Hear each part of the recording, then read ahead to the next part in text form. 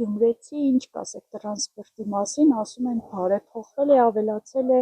միկրոավտոբուսների թիվը, բայց դժգոհությունները որպես այդպեսին չի պակասել,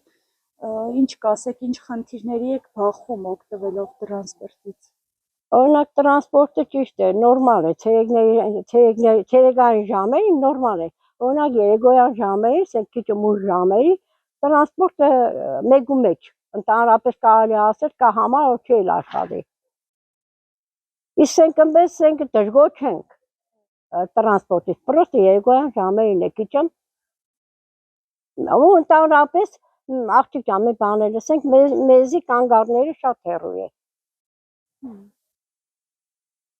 Օրինակ մենք ասենք այս տարածքում ենք ապրում, ելնենք դե կենտրոնական շորջ, կենտրոնական շորջից պետք է հասնենք ժողիկով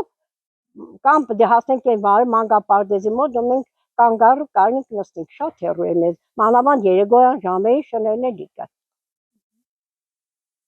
Այսինքն դուք մոտ մի 15-20 րոպե ընդհանուր առմամբ կանգառի մոտենալու վրա եք։ Հա։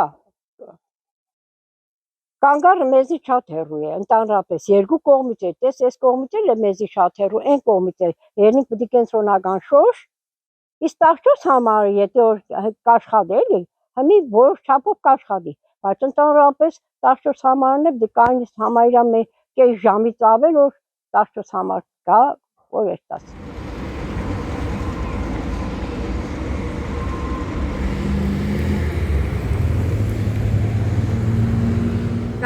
Հինգը լավ կաշխատի,